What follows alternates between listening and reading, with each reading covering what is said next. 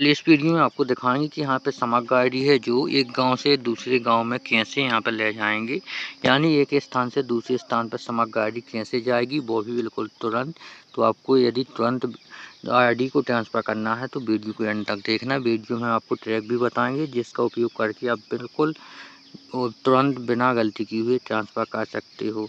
तो देख लीजिए, पहले तो आपको यहाँ पर इस तरीके से लिखना है, इस तरीके से समग्र पोर्टल, और आपको यहाँ पर सर्च कर देना है। देख लीजिए, जैसे ही हमने यहाँ पर समग्र पोर्टल लिखा है, आपको इसी तरीके से लिख लेना है, क्योंकि इसी वेबसाइट के जरिए सारा काम होता है समग्र आईडी का। तो आपके सामने यहाँ पर लिखा हुआ मिलेगा समग्र परिवार कार्ड प्रिंट करें, इसी पर आपको क्लिक कर देना है। जैसे ही आप इस पर क्लिक करोगे तो आपके सामने इस तरीके का पेज आएगा। देख लीजिए, इस तरीके से यहाँ पे आया है। अब यहाँ पे जो है अपन को प्रिंट तो करना नहीं है। अब आपको यहाँ पे जाना है। देख लीजिए, यहाँ लिखा है 3 डॉट का यहाँ पे आइकन बना है, इस पर क्लिक करेंगे।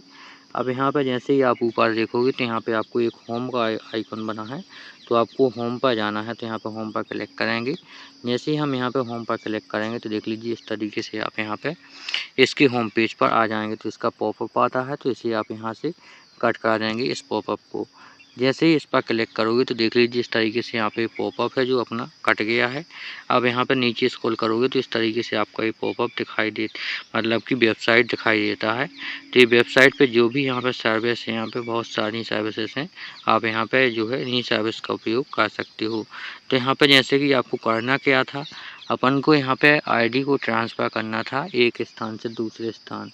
देख लीजिए, तो यहाँ पे जैसे इसमें लिखा है यहाँ लिखा है फैमिली माइग्रेशन रिक्वेस्ट लिखा हुआ है, आपको इस पर क्लिक करना है।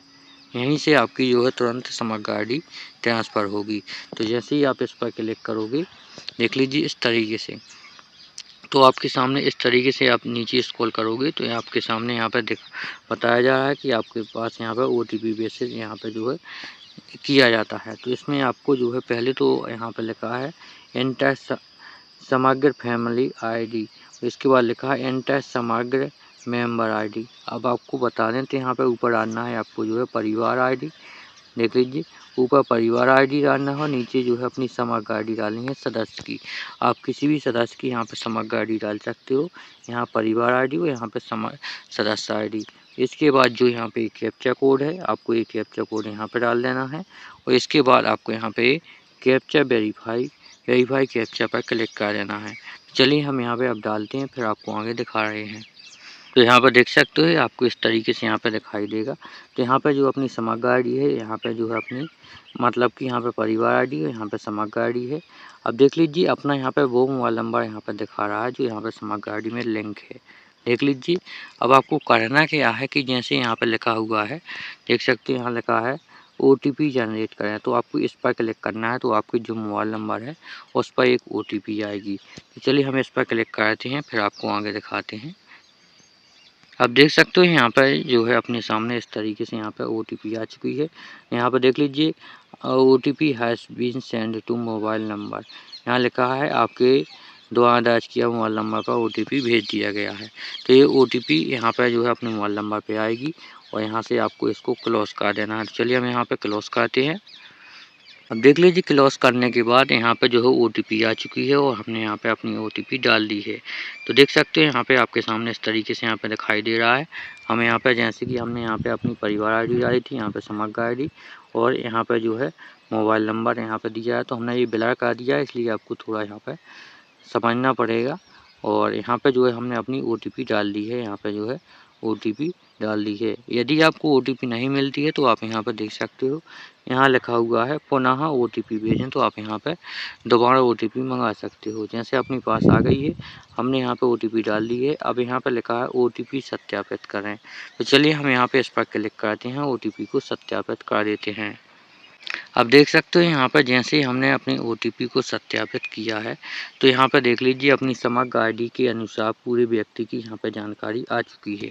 देख लीजिए, तो जिसमें आपको यहाँ पे हम आपको दिखा दें, तो इसमें अपनी समग्र आईडी यहाँ पे दिख रही है। ये समग्र आईडी, यहाँ पे जो परिवार आईडी है, और यहाँ पे समग्र आईडी है, और यहाँ पे पूरा नाम, और यहाँ पे अंग्रेजी में पूरा नाम है, और यहाँ पे आप जेंडर देख सकते हो, जन्म तिथि, और यहाँ पे अपना पिन कोड।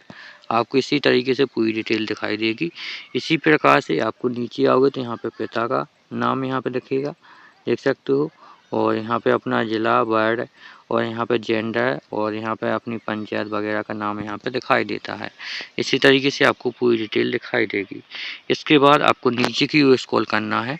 जैसे हम यहाँ पर नीचे स्क्रॉल करेंगे तो हम आपको पूरा यहाँ पर डिटेल दिखाएं, तो आपको ध्यानपूर्वक देखना है।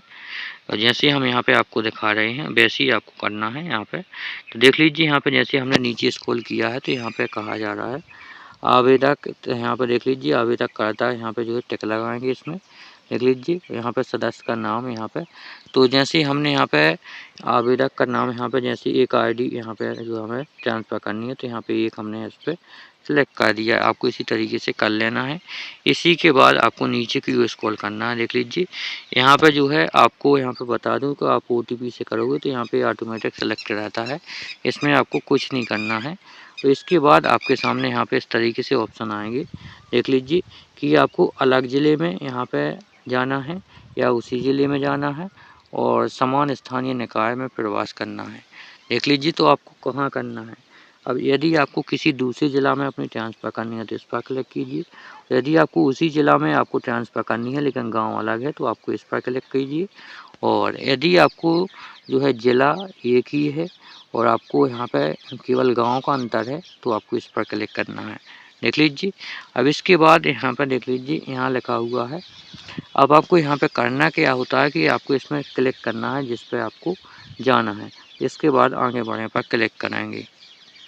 अब आप यहाँ पे देख सकते हो जैसे ही हमने यहाँ पे इसमें लिखा हुआ है, देख लीजिए कि हमें यहाँ पे जो है अलग ज़िले में जाना है।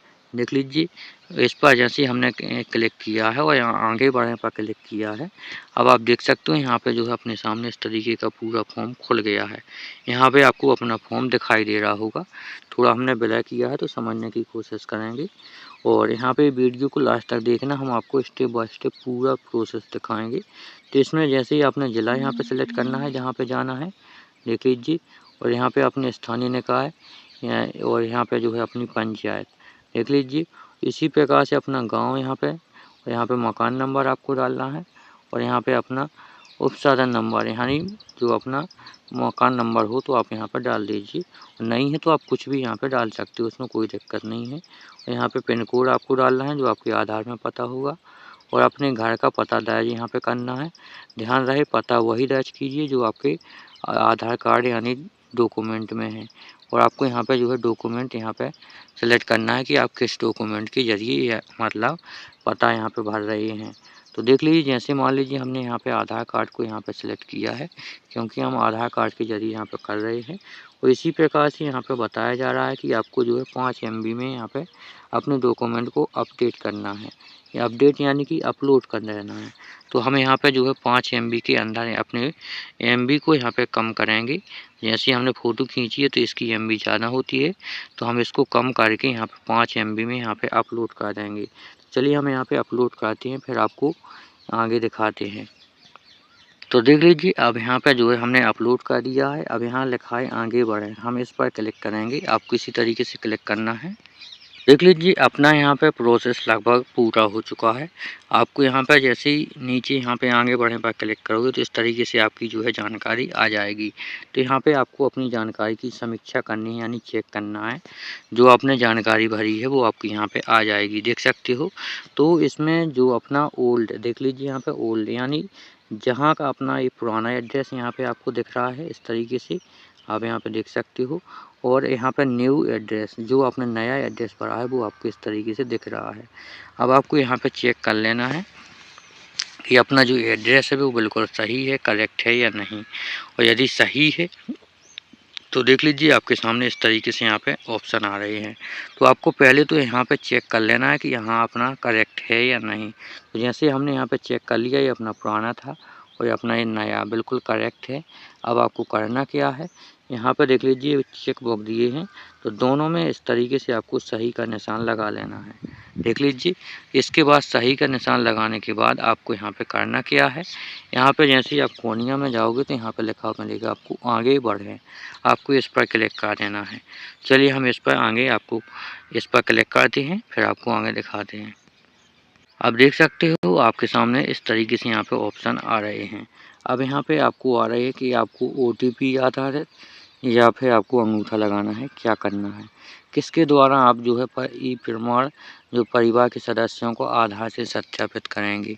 अब यहाँ पे आपको आधार कार्ड से सत्यापित करना है, तो हमारे पास जैसे मशीन तो डिवाइस तो है नहीं, तो हम OTP से करेंगे। तो हमने OTP यहाँ पे सेलेक्ट किया।